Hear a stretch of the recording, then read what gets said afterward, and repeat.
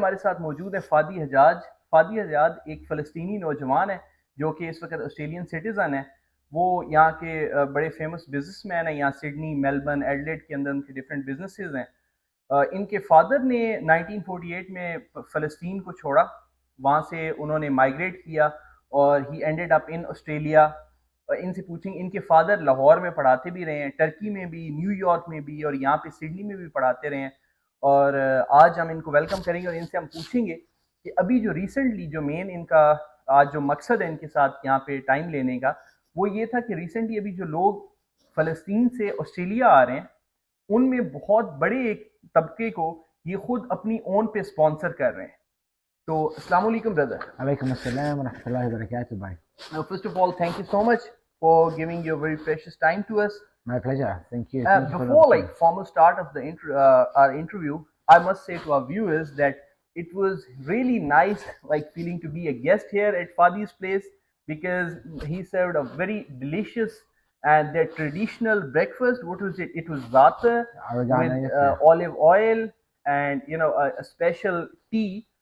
The way he prepared and the stuff, it was really overwhelming. Thank you so much for that. Inshallah. You're welcome anytime, brother. Thank you so much. Thank you. So my first question is that how your father just left Palestine in 1948 and ended up in Australia. Okay. So I'll sum it up nice and obviously it's a long story, but I'll break it down for you. So in 1948, as we all know, the catastrophe happened, the Nakba. This is where Israel come and they forced out, almost 1 million Palestinians from the land. Sadly, my family was part of that. My family is part of that. Where we lived towards where we lived in a village called Alma. Alma is part of a city called Safad. It's one of the main cities in occupied land, now formerly known as Israel. So when the Nakba happened in 1948, we were forced to leave by foot. My father, my grandmother, my uncles and stuff, they walked approximately 40 kilometers to a village in the south of Lebanon called Bint Jbeil. They stayed there for a month, 2 months, and then they moved over to the north of Lebanon to a refugee camp, a Palestinian refugee camp, which is still current now, called Nahl al-Barid. Okay. From there, at 15, my dad got a scholarship to go to the Turkish University. He became an electrical engineer, became a lecturer, was a university lecturer in Turkey, Iraq, Pakistan, India, New York, and here ended up in Australia. We migrated to Australia in 1984. I was born in Iraq in the early 80s, so I came to Australia when I was 4 years old. I did most of my schooling here. Alhamdulillah, I work now. I have a transport company, a labour hire company, a national company which provides work for many people, hundreds of people are working there. And I have many other business interests too, like in restaurants in Dubai and overseas and pharmacies and stuff like that. Alhamdulillah. No, that's really great to know. Now, like the purpose of an interview is mainly to talk about the current recent episodes which is happening in Israel and the Palestine, like the issue which is being created in Hamas and Israel.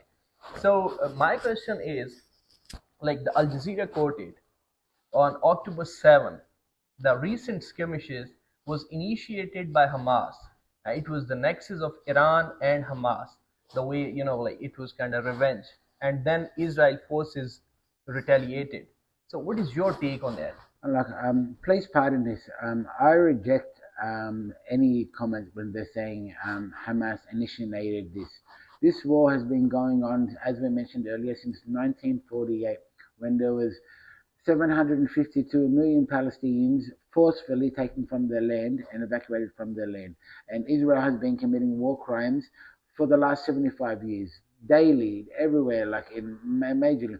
So to say that this war was initiated by Hamas, I reject the comment. And please, I don't mean any disrespect. I think it's completely wrong. So this war's been going on for a long time. Hamas had to do something.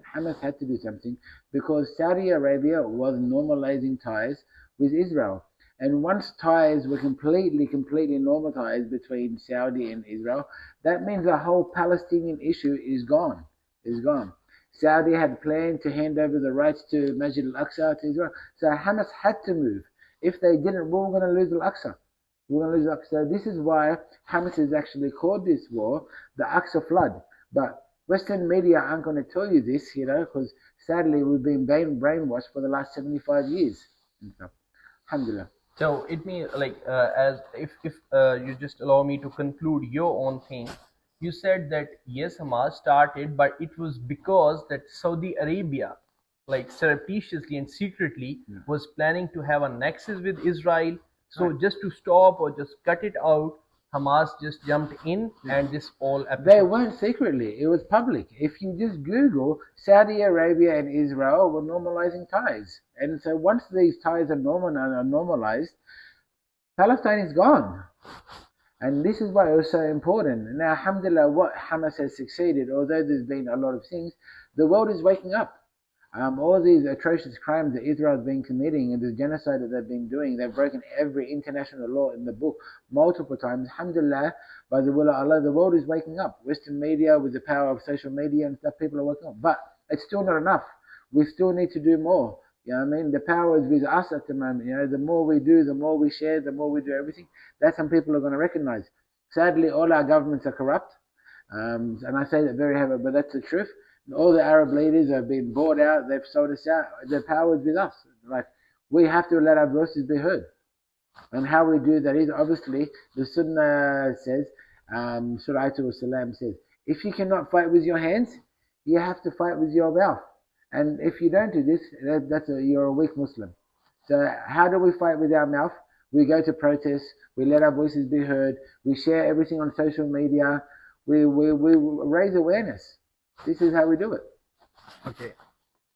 Okay, I got it. I got it. But no, like after the recent episode, there are so many, people are coming from Palestine to Australia, and you are actually sponsoring a number of people out of them, and this is a good thing. This really, you really doing something for your community. But what are the main problems you are facing at the moment? And what are your future plannings, or what are your plans, that what are you gonna do with these children and the stuff in your future in Australia? Okay, inshallah, that's a good question, brother. Okay, this question. I'm going to break it down into a couple of parts. Okay, because there's some very very important topics that you need to know exactly what's happening. The first part of the question, you said there is a number of people coming. Sadly, there isn't a number of people. There's been a number of people that have been granted the visa. So approximately 860 people have been granted the visa from the Australian government to come here. So what the Australian government did to speed up the process of granting the visa, they granted visas under visitor subclass 600. Okay, Mm-hmm. so that pretty much just opened up for anyone to apply if they had a sponsor here in Australia. It didn't have to be a relative, didn't have to be anything. It was better if it's a relative. They'd get the visa straight away. But what the challenge was is, as you know, Gaza is an open air prison.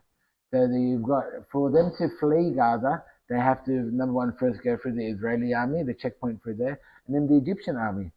And sadly, it's not as easy or anything. And this is where the Australian government is not helping out. Okay, so this is one of the things. At the moment, we've got about 45 people here that have arrived from Gaza, and at the rest is all held because they can't get through the borders. Sadly, there's a lot of bribe money, going around. The Egyptians want some bribe money. The Israelis want bribe money to speed it up, and the Australian government is not doing nothing. You know, the Australian government's reply is, "We can't do nothing. They have to. This has come from the Israeli government and the Egyptian government. We can only do them, but they can do something. They can put pressure on these people." And that's where it starts. And what we can do is we can put pressure on the Australian government and on our politicians to keep putting pressure to release these guys. That's one point of this thing. Another part of this thing, and another part of this challenge of the question is, why was there only 860 visas given? Okay, when Australian government, when the war in Afghanistan was on, they granted 25,000 visas for the Afghanistans. No questions asked, no security checks, no sponsors, no relative, no nothing. They literally got their planes, flew to Afghanistan and got their buses, and anyone that wanted to come, Australia paid for the ticket to come from Afghanistan, put them in accommodation in Australia, furnished their house, paid for a house, and gave them $600-700 a week to live, and are still doing this now. That's with the Afghanistan brothers. They with our Syrian brothers, they did 12,000. With Ukraine, they did 5,000. You know, now with the Israelis, so that part of it, okay, and they're safe. They're the ones committing the wars. They're the ones doing this. They've granted more than 1,500 visas for the Israelis to come here. No questions asked, no security checks, no nothing, no nothing at all. They've even paid for their ticket to come from the occupied land to come to Australia. Why the Palestinians? Only 860. We're the victims, and now they're making it even harder. They've stopped, only 40 people have been allowed to come in the last month, and now they're making it even harder. They're changing the categories from Class 1, Class 2, Class 3. Class 1 is immediate family, so husband, wife, daughter, son. Class 2 is brother, sister. Class 3 is uncle, auntie. And if you can't prove that relationship, it makes it even harder for you to come. This is very, very upsetting. And all we can do is put pressure on our politicians, and write letters, call them, send emails, and get them try to do something. So these are the main problems which you are facing at the moment in sponsoring people over there. Like there are restrictions from the Australian government. That's right. So the number of visas, the restricted number of visas are being issued. But my question about this visa process and after this is that you are sponsoring a lot of people here. Yeah. So what are the main challenges that you are being faced, and once they arrive here? Obviously, these people, they're lovely people. May Allah give them strength and guide them. They're victims of war. They have seen the unimaginable. Like what we see in the videos, what we see on Facebook, what we see on social media is maybe like 1% of what they actually lived. These people are coming, as you can imagine, they've got post-traumatic stress disorder, so they need some counselling.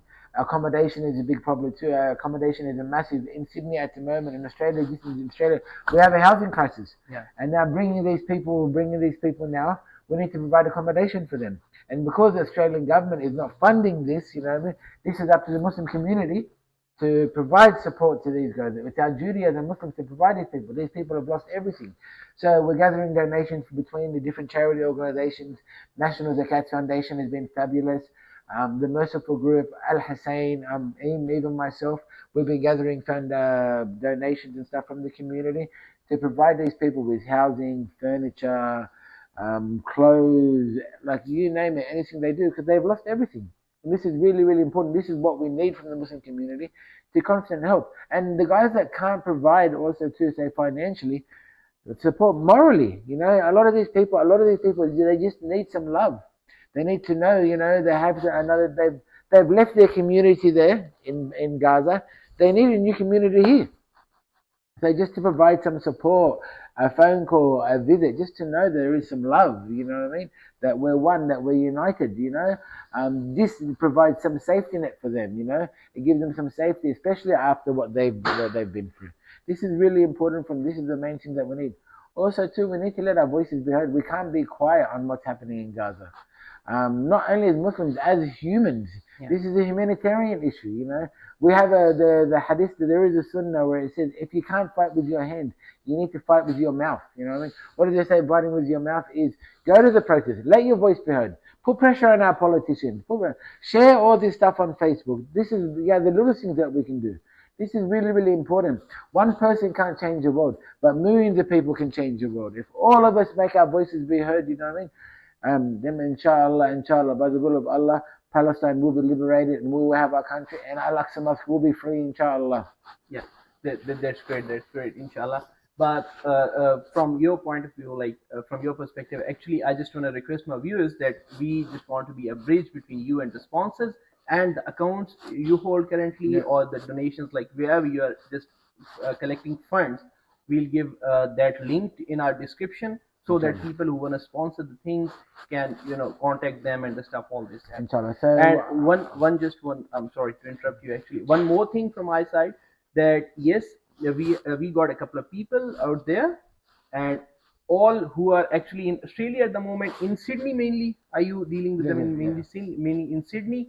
Those who want to volunteer with the children, and they want to just educate them, they want to spend their time with them. Write some support, spread some love. You're more than welcome to reach out to me, guys. Yeah, they are more than welcome to just contact Fadi, and he'll just let you go there.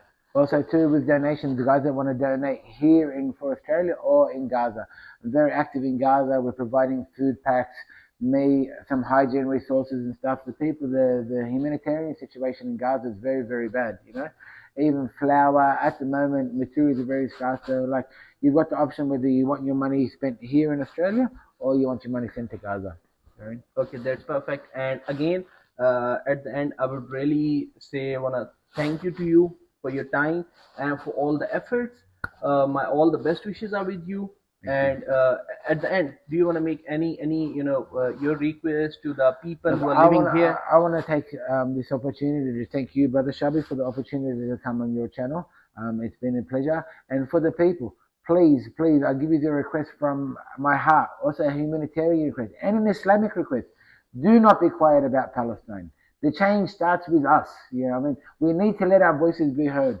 Don't, like, people are getting sick and tired of seeing these images because they're too gruesome and all that.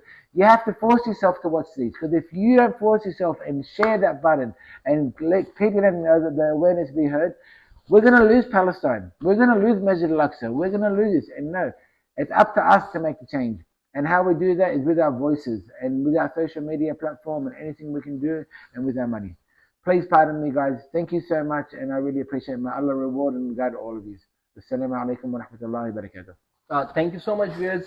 And I just want to conclude this whole thing and wrap it up in a way that if children, if ladies, if innocent civilians are being hurt, no matter what their religion is, no matter what the ethnicity is, this is equally condemnable. And we should do whatever we can. So this is all for today. Thank you so much.